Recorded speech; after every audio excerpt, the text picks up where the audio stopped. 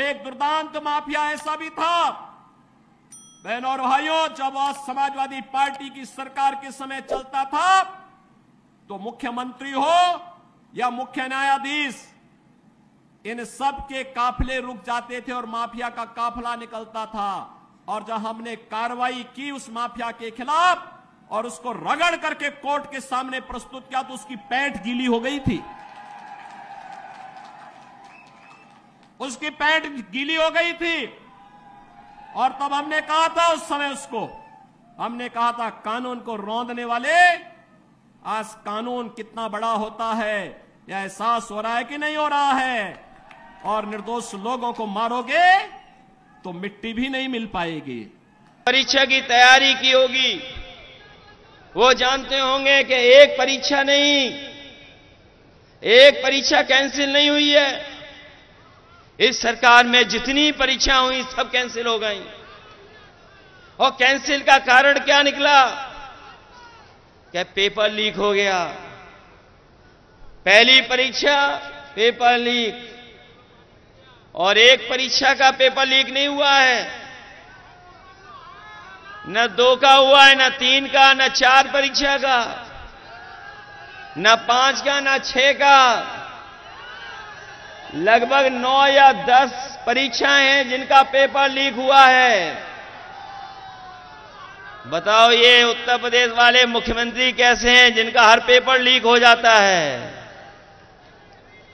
ये दूसरों की गीले होने की बात तो कर रहे हैं, लेकिन अपना पेपर लीक हो रहा उसके बारे में नहीं बोल रहे हैं। बताओ, 9 परीक्षाओं के पेपर लीक हुए कि नहीं लीक हुए? और नौजवान इस हद तक निराश हुआ है। हमने एक नौजवान का सुसाइड नोट पढ़ा। वो नौजवान निराश हो गया, हताश हो गया। मेहनत कर करके उसने अच्छी डिग्री हासिल की, पढ़ाई पूरी की, लगातार उसने परीक्षाएं दी नौकरी को लेकर के, लेकिन जब उसे नौकरी नहीं मिली तो वह नौजवान ब्रजेश पाल, उसने अपने सुसाइड नोट में लिखा कि ऐसी डिग्री का मैं क्या करूंगा जो डिग्री मुझे नौकरी नहीं दिला सकती। उसने डिग्रियां जलाई, अपने मां बाप और बहन से माफी मांग करके आत्महत्या कर ली। बताओ, वो आत्महत्या करने वाले नौजवान क्या अब वापस आ सकता है कभी? वो इसलिए हताश और निराश हुआ कि सरकार नौकरी नहीं दे पाई। केवल एक नौजवान की कहानी नहीं है।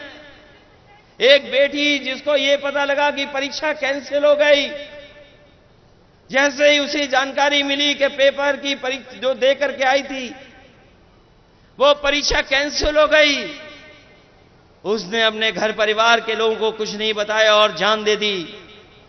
तो ऐसा उत्तर प्रदेश बन गया है जहां पर छात्र नौजवान निराश होकर के आत्महत्या कर रहा है। और ये सरकार वाले कह रहे हैं कि हमारा देश विश्व गुरु बनने जा रहा है।